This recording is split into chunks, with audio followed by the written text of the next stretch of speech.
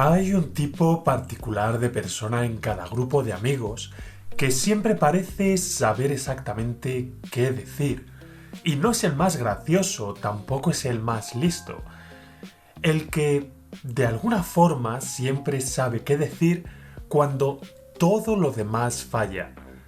Llámale el maduro, el centrado. Y para los que son un poco más avispados, quizás el que no se rompe aunque tenga todos los motivos para hacerlo. Quizás incluso te estoy describiendo a ti, porque es esa persona que tiene la rara capacidad de recibir todo el caos ajeno sin inmutarse, el que absorbe, el que contiene, pero contiene con todo el significado de esa palabra, el que, cuando todo el mundo está perdiendo la cabeza, mantiene con calma todo el ambiente, con una especie de gravedad tranquila que hace que los demás orbiten a su alrededor de forma natural, casi sin darse cuenta. A esta persona, a ti mismo, a tu pareja, a tu padre, a tu madre, los reconoces enseguida, porque en una cena de grupo es el que escucha más que habla. En una crisis es el primero al que llaman y probablemente tiene ese don específico de hacer que la gente se sienta vista, se sienta escuchada, porque esa habilidad de mirarte como si no hubiera nada más importante en el mundo no es fácil de cultivar, no es fácil de tener. Y si conoces a alguien así, si tienes esa suerte, probablemente lo admiras. Probablemente en algún momento has llegado a pensar que te gustaría ser más como esa persona. Y hay muchas posibilidades, muchas, de que si estás viendo este vídeo, esa persona seas tú. Y hoy quiero hablar de por qué ser esta persona, de por qué ser el terapeuta de tus amigos, te está destruyendo. Pero no quiero hacerlo de golpe, no quiero hacerlo con un berrinche. Quiero hacerlo mirando a 4 trampas que hemos ido construyendo sin darnos cuenta, tú y yo, tu pareja, tu hijo, tu amigo. 4 lugares concretos donde se puede ver a alguien, donde yo me reflejo mucho, por eso lo he escrito, afectando de una forma real, de una forma dolorosa, de una forma equivocada, por ocupar este rol. Entonces, ¿cuáles son estas 4 fases? Lo primero es que sufrimos de una asimetría de intimidad. Y más allá de que suene muy complejo, muy difícil, muy terapéutico, vamos a bajarlo a tierra. Imagina por un segundo una escena, algo que te va a resultar familiar. Un bar cualquiera, un martes por la noche o un jueves, da igual. Hay ruido de fondo, de acompañamiento, por así decirlo, con un suelo de madera y gente que está hablando demasiado alto. Ya llevan pues 3 cervezas, 2 copas, son las 12 de la noche y alguien pide algo al fondo. Y tú estás ahí, sentado frente a una persona que lleva 40 minutos hablando, 40 minutos soltando. Y tú, que llevas también 2 o 3 cervezas, llevas 20 minutos queriendo levantarte para ir a mear, pero cada vez que ibas a hacer un intento de levantarte e irte, ella retomaba el hilo y tú no querías interrumpir, porque estaba en el punto más potente de su historia. ¿Y sabes qué hay también?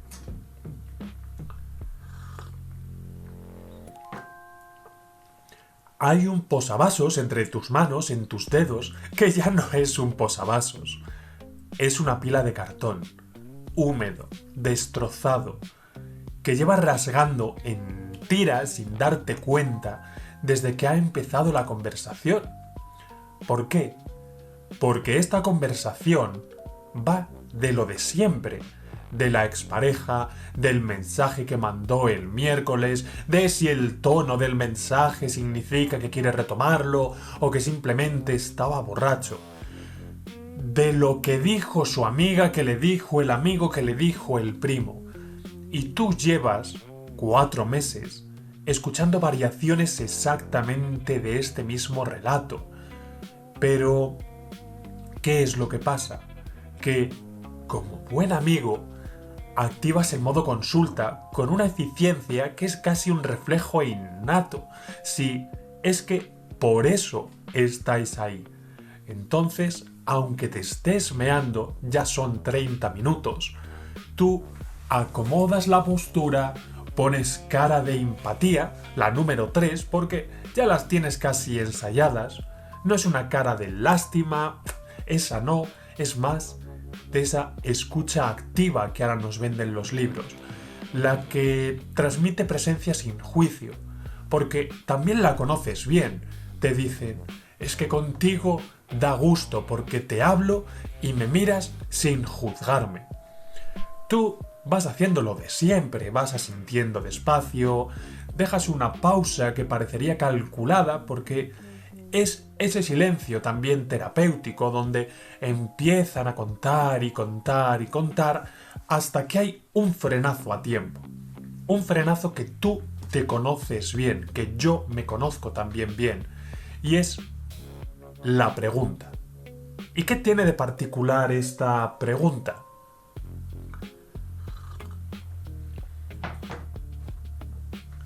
Es la pregunta que desbloquea, la que hace que de repente ella esté hablando de su padre, o de su autoestima, o de algo que está debajo de lo que parecía que era solo un mensaje de WhatsApp. Y funciona, siempre funciona. Y esta creo que puede ser tu condena. Si ya te has visto reflejada en este bar, es por algo. Y quiero que te quedes un segundo en esta escena, porque hay algo dentro de ella que normalmente no vemos. Mientras ella habla, hay algo en tu cabeza que no estás diciendo. Que mañana tienes una reunión que te tiene el estómago apretado desde el domingo. Que llevas 3 semanas durmiendo mal y no sabes muy bien por qué. Que hay una conversación que tienes pendiente contigo mismo sobre si irte de vacaciones o no, si comprarte la moto o no, si quieres dejar de ir a clases de pintura y apuntarte a baile, aunque perderías la fianza y todo el esfuerzo. Pero cada vez que intentas sentarte a tenerla con alguien, aparece algo más urgente. ¿Te suena familiar? ¿Te suena familiar todo esto que tienes pendiente, pero que siempre se queda colgando? Pero claro, dentro de esa escena, dentro de este bar, no es relevante ahora mismo. Lo suyo, lo de ella con su expareja, parece más urgente porque, claro, lo ponemos más urgente. Y además, ¿cómo vamos nosotros a interrumpir? ¿Cómo vamos a decir, espera, que yo también tengo algo en medio de esa crisis de expareja? Claro, una crisis de expareja que, como te decía, lleva 4 meses. Pero ahí estás tú. Te lo tragas una vez más, con total voluntad y casi sin darte cuenta. Y aquí llega una parte más dura todavía.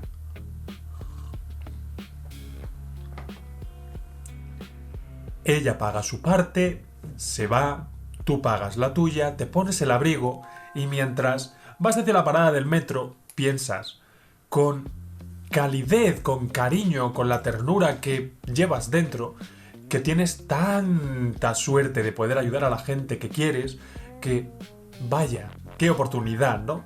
Probablemente ella se vaya igual, diga, uff, todo lo que he soltado, tenía unas ganas de hablar con Ángel, con Juan, con María, con quien seas tú al otro lado. Y claro que hay algo de verdadero en eso, pero fíjate, en lo que no ha pasado, en lo que lleva tiempo sin pasar, en lo que a mí me hacía daño de verdad. En ningún momento de esa conversación se ha hablado de cómo estabas tú, y esta conversación se ha repetido durante semanas, durante meses, durante años. En ningún momento se le ha ocurrido a la otra persona: ¿qué tal llevabas el mes? Ya lo hemos visto, las noches sin dormir, esa ansiedad por lo que va a pasar. ¿Y qué es lo que pasa aquí? Que estamos muy confundidos en algunas cosas, porque el protagonismo emocional de la noche lo tiene que tener ella.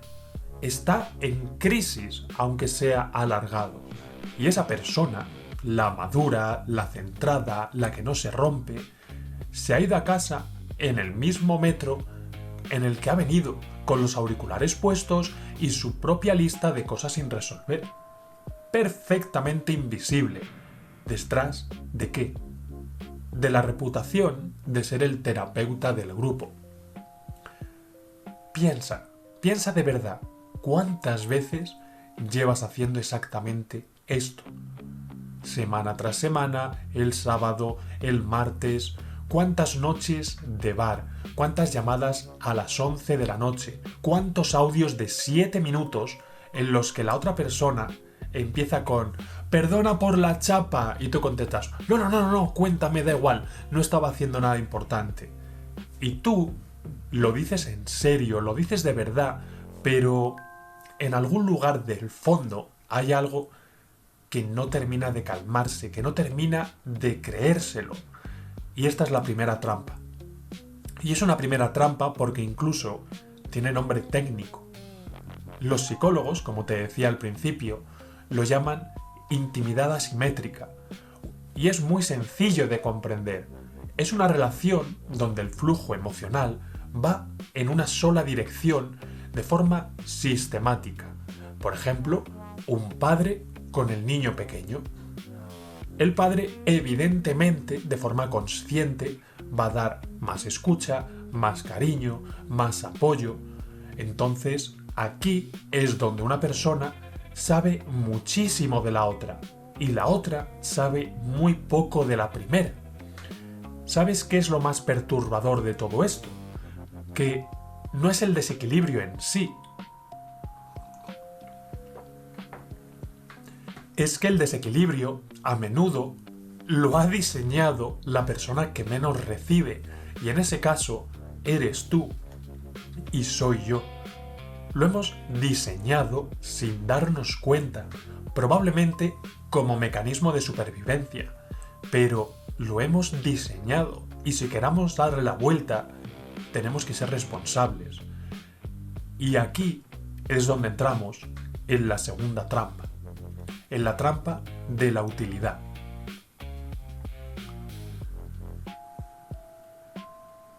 La suposición cómoda aquí es que tú escuchas porque eres buena persona. Te lo repiten, te lo repiten, te lo repiten, y es fácil creérselo. Y en parte es verdad. Yo no te voy a desmantelar esto porque sería deshonesto. Tienes una naturaleza buena, empática, altruista, sí, vale. Pero la mayoría de la gente que desarrolla esta habilidad de contener a los demás tiene también una capacidad de generar la dualidad entre empatía genuina y cinismo consciente. No con un cálculo frío de manipulación, pero sí con el motivo que les mueve a estar siempre disponibles. Porque la empatía y el miedo pueden coexistir perfectamente en un mismo gesto, en ese coger el teléfono a las 12 de la noche, el salir un miércoles cuando está diluviando a hablar en un soportal cuando no te toca a ti. ¿Qué es lo que ocurre en todo esto? Que tú puedes escuchar a alguien con toda tu atención y al mismo tiempo estar usando esa escucha como un escudo, porque llevamos tiempo haciéndolo. Puedes ser todo lo sincero que tú quieras en tu deseo de ayudar, y estar absolutamente huyendo de ti mismo al mismo tiempo. Siéntelo un momento, esa frase. ¿Cuántas veces ayudas, pero cuántas veces te quedas en silencio para ayudarte a ti? Aquí el problema no es la bondad. El problema es lo que hay debajo de esa bondad que nunca se examina. La psicología, al igual que en el punto 1, tiene bastantes términos para todas estas cosas, y hay uno que es incómodo de reconocer, porque es el altruismo defensivo. Suena feo, porque sí, suena feo, y es una trampa que genera el cerebro en la que usamos la empatía como un mecanismo de evasión. Cuidar de ti es mi forma de que nadie me obliga a mirar lo que me pasa a mí. Mantengo el control de la conversación, hago las preguntas, te doy esa intimidad asimétrica que hemos visto antes y siempre tengo mensajes en el móvil, tengo llamadas, tengo un plan que me mantiene ocupado y al mismo tiempo nadie pone el foco en mí. Porque en el fondo, cuando estamos en ese estado, nos aterra ser el que tiene que dar las respuestas. Nos hemos aprendido las preguntas, sabemos que escuecen, sabemos que duelen, pero les duelen a otros. Y aquí llega la triste o alegre situación, el cambio. Si rascas un poco, a menudo encuentras que hay partes antiguas de ti, hay más soterrado en esa bondad. Porque hay personas, las conoces bien, que desarrollan esta hiperempatía clínica desde que son muy pequeñas. Son esos niños que siempre ayudaban con juguetes, que siempre traían a otros a jugar juntos, la pelota, lo que fuese. Niños que, por suerte o por desgracia, también tuvieron que madurar rápido, que mediaban en las discusiones en casa, que calmaban a los adultos cuando no les tocaba, que aprendieron de una forma muy temprana que el amor no era gratis, que se ganaba siendo útil, sin dar problemas, sin necesitar demasiado, y simplemente se fueron llevando esa estrategia a la vida adulta. ¿Sabes qué pasa también detrás de todo esto?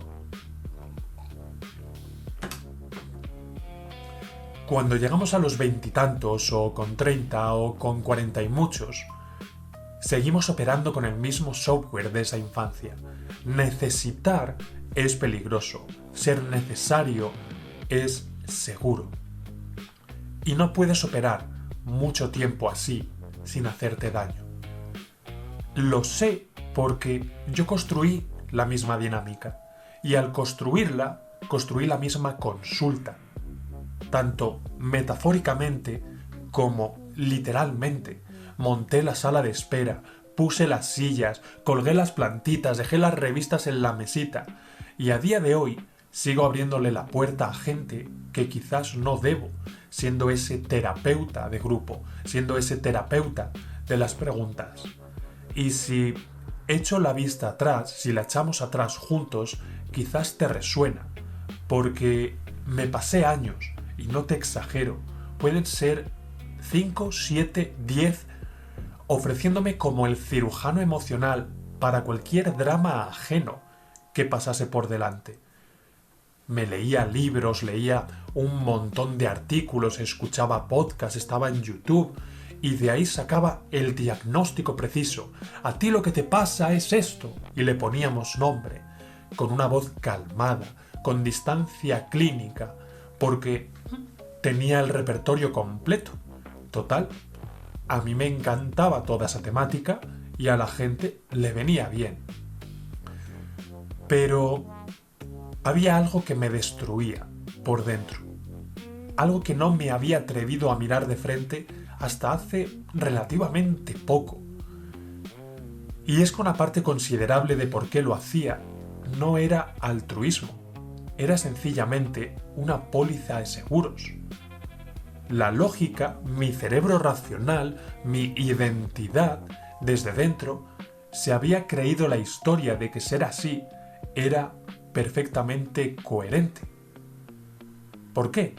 Porque si no estoy seguro de que me puedan querer por quien soy, porque en ese momento yo ni me conocía a mí mismo, no me había dado tiempo a saber cuáles eran mis dudas, mis contradicciones, mis días que ninguna sabiduría salía de mí, ¿qué es lo que hacía?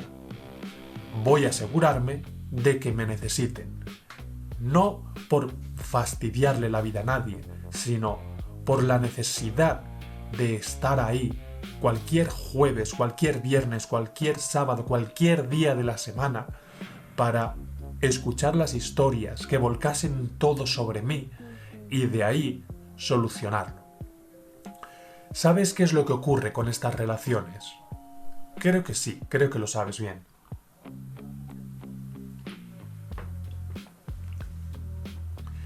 Construir relaciones desde la utilidad tiene una mecánica muy específica y metafóricamente es más fácil incluso de verlo, porque los barcos se acercan a la orilla cuando hay tormenta, se van cuando sale el sol y no es por maldad, es por coherencia.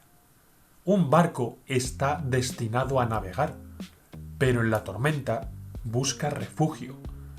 La relación que tú construyes con la gente, siendo el terapeuta emocional de todo el grupo, es funcional y las relaciones funcionales responden a la función.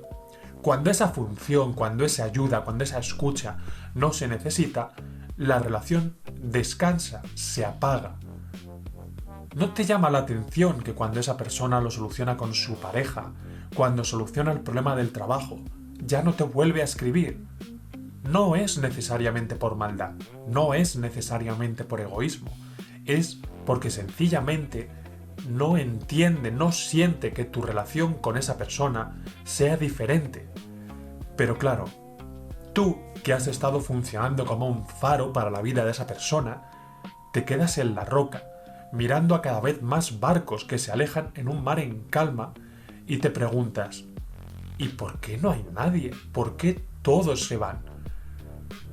Claro, esto nos choca mucho, nos choca con mucha fuerza, porque cuando alguien te dice no sé qué haría sin ti, tú lo archivas en un lugar ahí dentro como una prueba de validez de vaya, esto es lo que soy.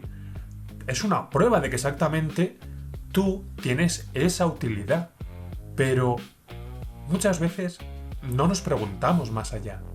No nos preguntamos la función de esa utilidad como un bloqueo, como un obstáculo, porque después de tiempo, después de charlarlo, después de abrirme a la gente, me di cuenta de que la utilidad es el sustituto más barato que compramos cuando le tenemos pánico a esa intimidad. Y aquí es donde llegamos a la tercera trampa.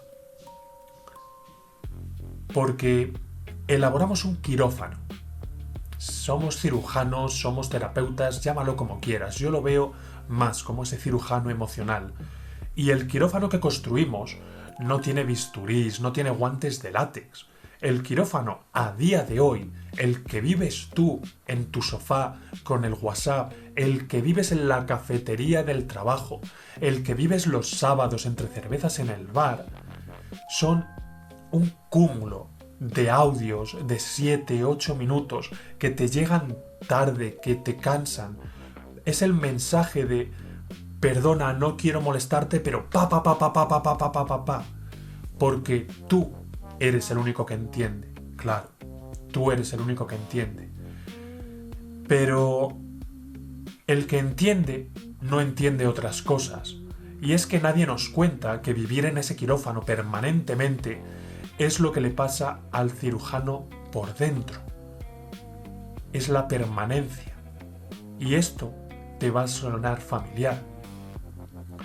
Cuando estás en pijama, cuando de repente dices voy a comenzar esta rutina de autocuidado que he visto desde hace tiempo y sé que me hace falta porque llevo la cabeza a 1000, cuando estás en ese momento de decir tiempito para mí, llega otro problema, llega otra prioridad, llega un, esto sí es importante.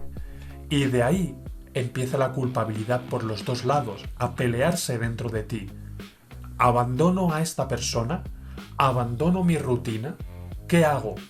Y piensas que tienes que estar luchando contra ti mismo, cuando realmente el problema es que todavía no sabemos decir, ahora no estoy disponible para esto. Y hay más partes difíciles de admitir porque hay algo en ti que se activa, algo que casi disfruta de una forma que da incluso vergüenza reconocer, porque se supone que tú todo esto, yo también evidentemente, lo hacemos por generosidad, pero esta sensación de volvernos imprescindibles en 10 segundos, ¿tú crees que es sana?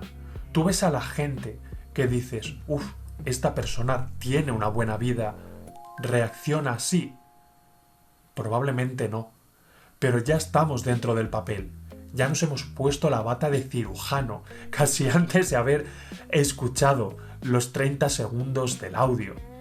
Entonces, ya estamos perdidos. Hemos cogido el móvil, hemos dicho que sí, hemos cogido la llamada y esa noche, esa terapia, ese relax se pone en pausa. Y recuerdo muchas noches así. Recuerdo cuando mis parejas me decían, no tienes que implicarte tanto, no tienes que estar tanto para todo el mundo.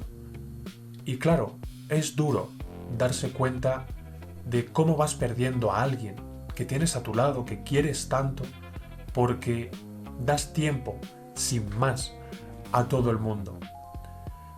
Y esta distancia sabes por qué se genera. En tu caso quizás es distinta, pero ya que somos sinceros, creo que se genera porque como cirujanos sabemos exactamente lo que hacemos con todos los manuales de psicología, con todos los consejitos. Y es fácil sentirte muy bien ahí arriba, en esa cúspide, sabiendo que es más fácil conseguir esa palmadita en la espalda siendo el colega que todo lo sabe, que enfrentándote a compartir lo que sientes con tu pareja, con tus colegas. Tienes la autoridad ganada, tienes el propósito claro, tienes la sensación de lo que estás haciendo importa para el mundo y se nota. Claro que se nota, pero que se note no significa que siempre sea bueno. Y ahí es lo que pasa. Ahí es donde empiezas a romperte poquito a poco, porque tienes las manos ocupadas en las heridas de otra persona, lo que significa que tú no tienes que sentarte en la camilla, claro que no, pero también eres un paciente del tiempo que no dedicas sencillamente a ser tú, el tiempo que no dedicas a realmente querer a quien te quiere de verdad. Persigues y persigues y persigues que te den esas palmadas, que te quiten el dolor que tú sientes cuando de repente hay silencio. Pero esto viene de un punto, y es que es mucho más cómodo vivir siendo el que cura y no ser el que se rompe. Y ahí está la trampa dentro de la trampa.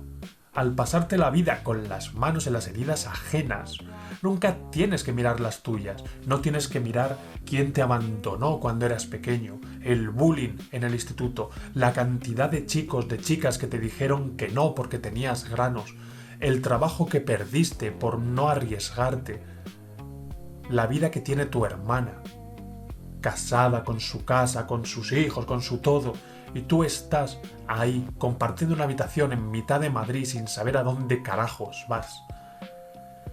Y quiero que esto aterrice bien, porque es el mecanismo central de todo lo que viene en este proceso, porque hay algo retorcido.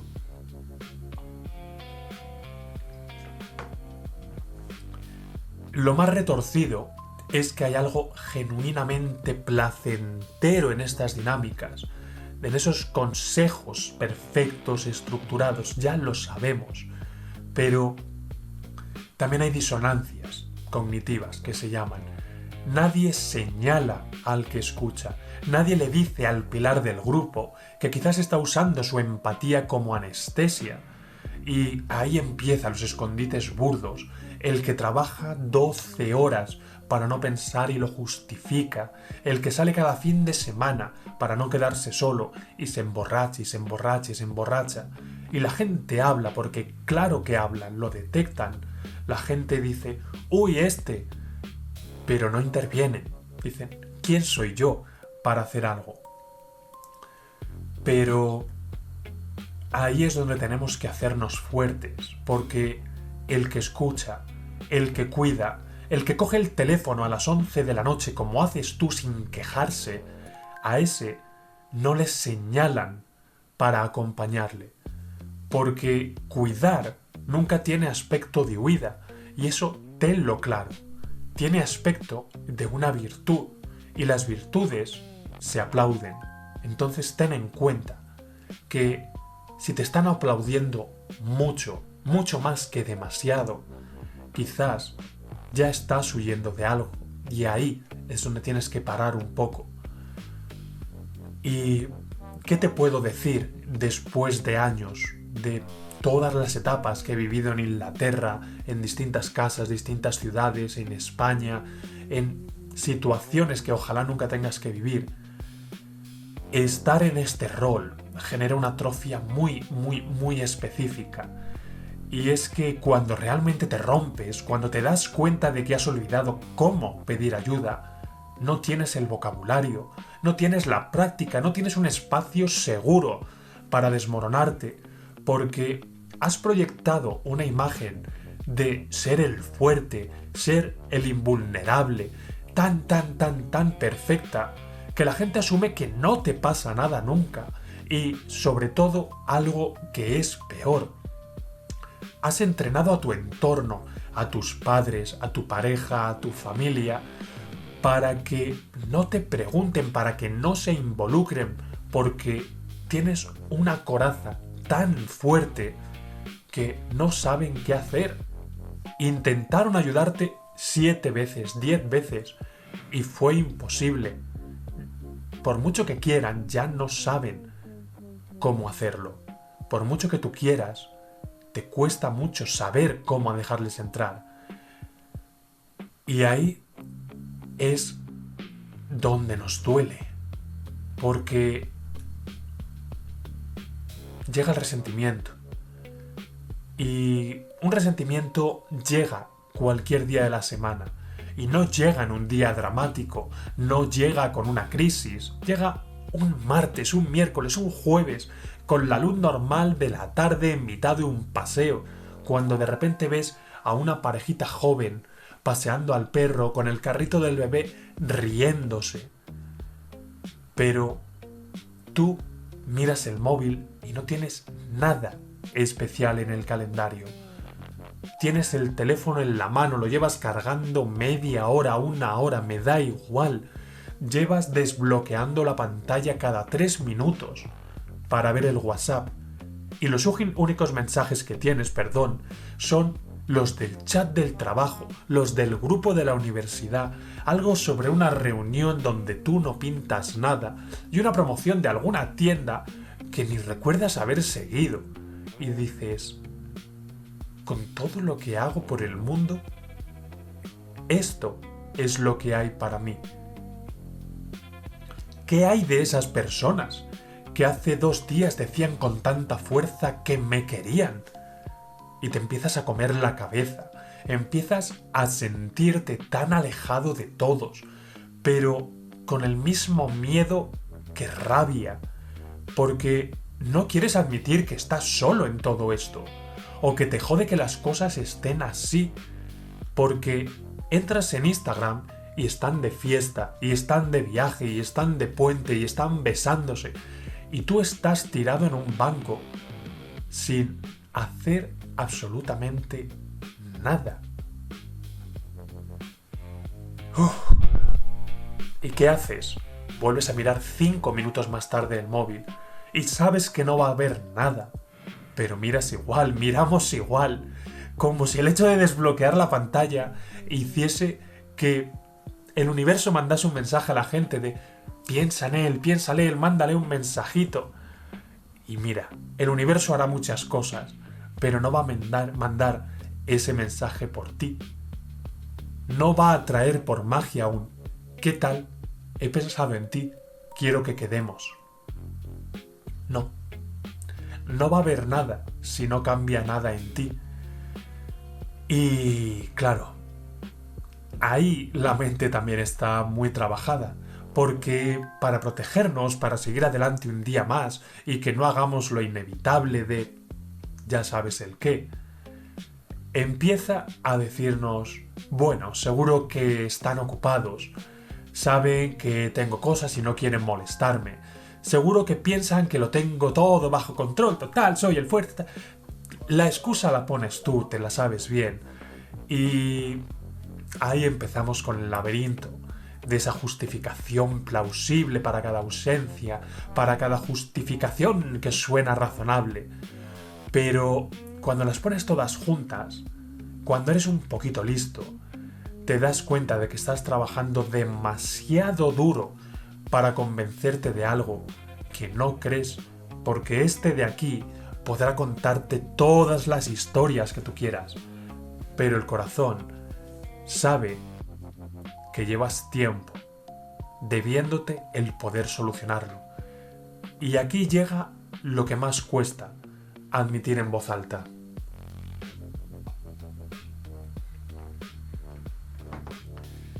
Y es que hay un momento, y si eres honesto de verdad, si quieres comprometerte en cambiar todo esto, lo reconoces, en el que dejas de justificarlos, en el que el mecanismo de protección falla por un segundo, hay un fallo en Matrix, y sientes esa punzada fría en el pecho, ese golpe sordo, esa puñalada que de repente te desmonta, y llega un berrinche adulto.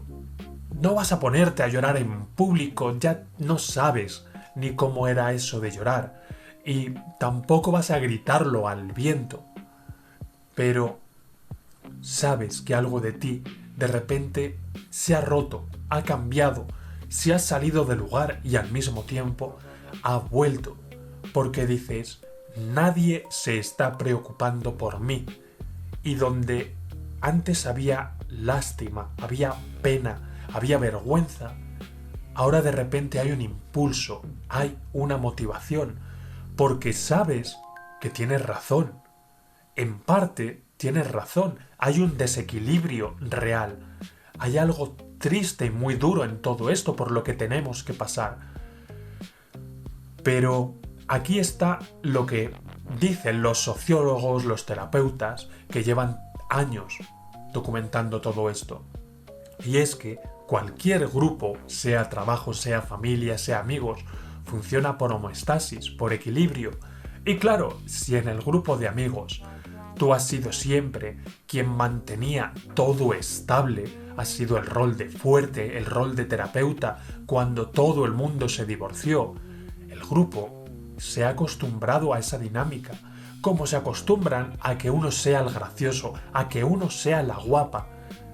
Forma parte del contrato. A mí me costó mucho tiempo darme cuenta de que tenía ese contrato con ellos, porque me di cuenta de cómo me presentaban a gente nueva.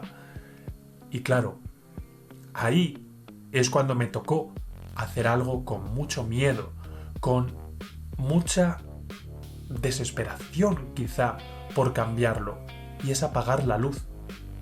El faro, de repente, apagó la luz y empezó a pedir ayuda.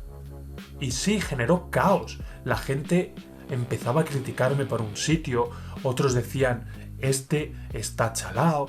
Buf, incluso había gente que ya no quería quedar conmigo. Claro, yo era el que estaba allí, incluso pagando cervezas para escucharles.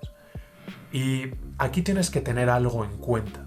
Si te vas a comprometer en cambiar todo esto, en ser algo más que el terapeuta del grupo, tienes que entender que estás rompiendo las reglas de un juego que tú mismo propusiste y que lleváis años jugando. entonces vas a notar fricción, la gente va a estar en contra, la gente va a mirar raro, hasta que dejen de hacerlo. Pero la primera pregunta que tienes que hacerte con todo esto, quizás haya 50 más, no lo sé, pero la que a mí me acompañó durante mucho tiempo es que si yo no soy el que escucha y yo no soy el que pregunta, ¿quién soy dentro de este grupo? Y ahí me tocó, cambiar de grupo, porque el único lugar que había disponible no me gustaba y no sabía generar otro. Entonces ten en cuenta que estos berrinches no son contra ellos. El berrinche del martes, del jueves, del viernes es contra ti mismo. Y la trampa que montaste, todas estas trampas que hemos ido viendo, que te has ido creyendo con tanto cuidado, con tanto mimo, han hecho que te quedes dentro. Así que creo que hemos explorado muchas cosas juntos con este vídeo. Así que decide qué haces con ese faro. Yo he decidido no apagarlo. Quiero que esa luz siga brillando en mí, que siga acompañando a personas como tú. Pero ahora soy yo quien controla el faro, quien es consciente de que lo ha construido ladrillo a ladrillo y que para que este sistema funcione tengo que sentirme también visto, sentirme querido, sentirme acompañado, sentir que cuando necesito ayuda hay personas que vienen conmigo, pero que también se cuidan a sí mismas, personas que saben decir que no, pero que tampoco dudan cuando hay que decir que sí, porque no soy el segundo plato. Así que creo que es una imagen bonita, es una imagen noble cuando tú eres esa persona que en unos tiempos donde todo es inteligencia artificial, donde todo es rápido, donde todo se consume de forma casi sin sentido, que tú seas capaz de darle tanto cariño al mundo es precioso, porque eres el punto fijo en el caos. Y hay algo en ese rol que se siente tan bien cuando llega a la vida de alguien que te necesita. Pero tienes que mirar por ti. Tienes que saber que los barcos vienen y se van. Que necesitas gente en tus orillas. Que necesitas darte una pausa. Bajarte de ese rol y decir, si no soy el que escucha, si no soy el que pregunta, ¿quién soy yo en este grupo?